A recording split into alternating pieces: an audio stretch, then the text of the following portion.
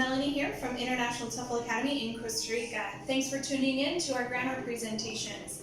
Those of you that are already teaching English, we hope this is a good opportunity for you to refresh the content that you need to teach so you can be more confident in the classroom. And those of you that are thinking about teaching English abroad, we hope this is the first step in embarking in that journey. Let's get started.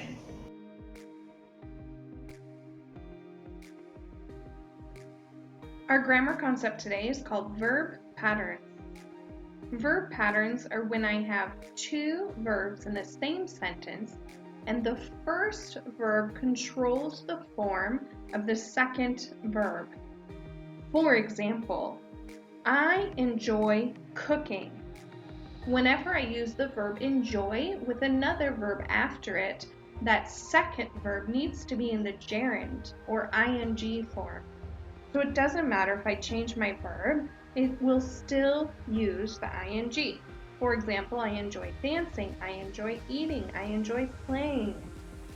I can say with a different subject, she enjoys cooking, he enjoys dancing, they enjoy playing. Enjoy controls the form of the verb that comes after it. Let's look at a couple other verbs.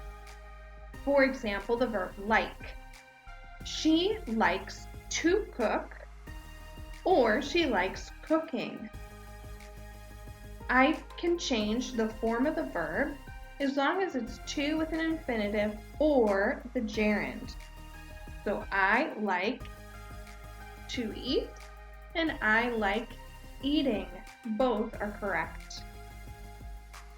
However, if I use the verb need, I have to use to with an infinitive after it. She needs to cook. He needs to eat. The second verb will be with a to and an infinitive. Modal verbs will also be examples of verb patterns.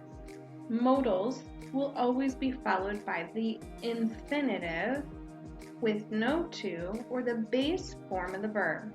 For example, she should cook. I can speak.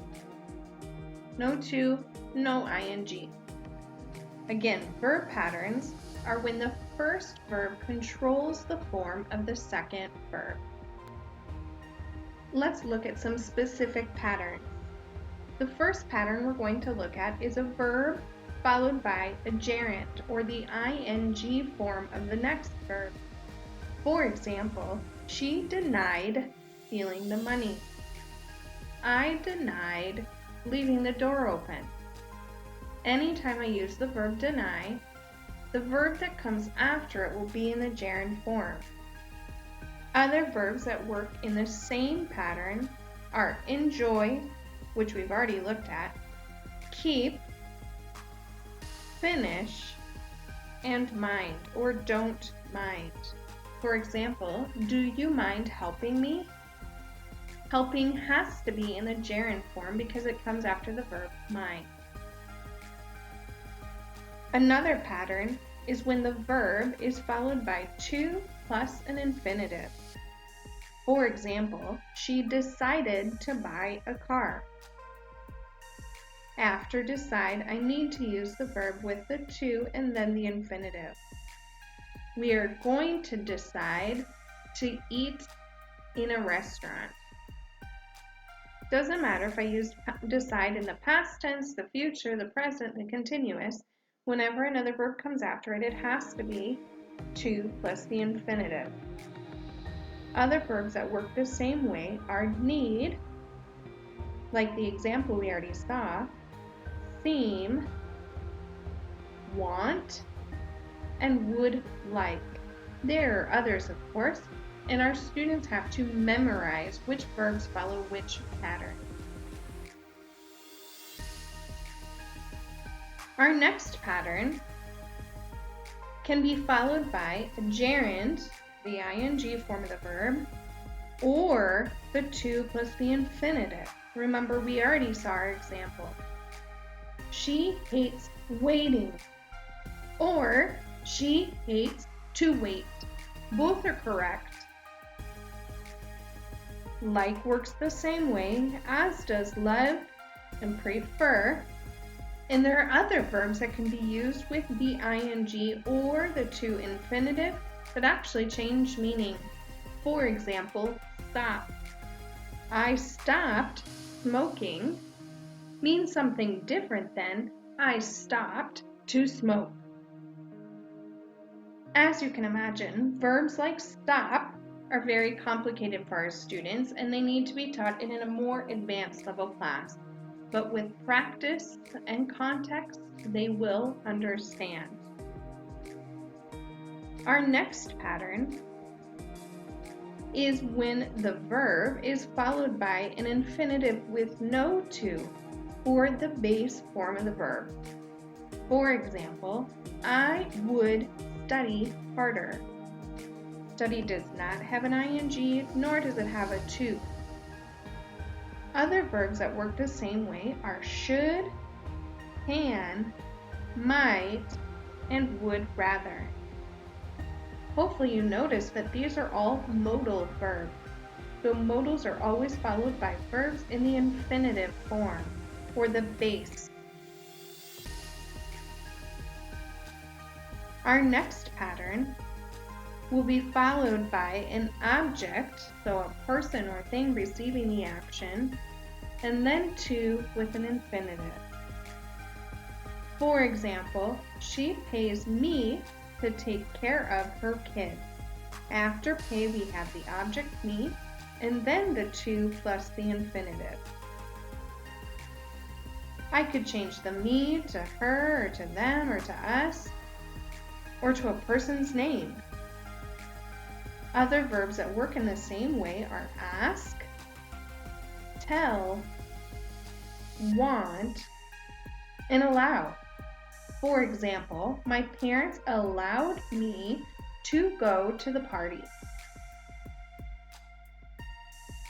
Our last pattern is similar. It's followed by an object and an infinitive, but no to this time. For instance, she helps me clean the house. Me is our object and our verb is clean in the infinitive form, no to. Other verbs like make and let will follow the same pattern. For example, my mom makes me rake the leaves. Or, my boss let me take a break. I like to make sports. The boss pay me to improve my English. I recommend eating healthier and you should stop smoking. I need to clean my house. My mom asked me to help her and I enjoy living and having fun. Okay, to review verb patterns, let's remember this is when I have two verbs in a row. The first verb determines the form of the second verb. For example, she plans to move to Europe next year. After the verb plan, I need to use to with an infinitive. Again, this can be in the past, the present, the future, even continuous forms, right? But the verb that comes after plan will always have to before my infinitive. For instance, in the past, I planned to buy a new shirt. Also, verbs like modal verbs are considered verb patterns. For instance, you could work here on the weekends. Could is a modal verb, so it's followed by a verb in the infinitive form with no to, or the base form of the verb. And finally, she taught us to teach English.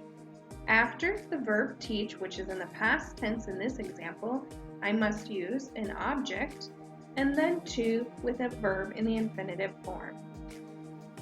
Again, these take lots of practice and memorization on our students' end, but they can do it.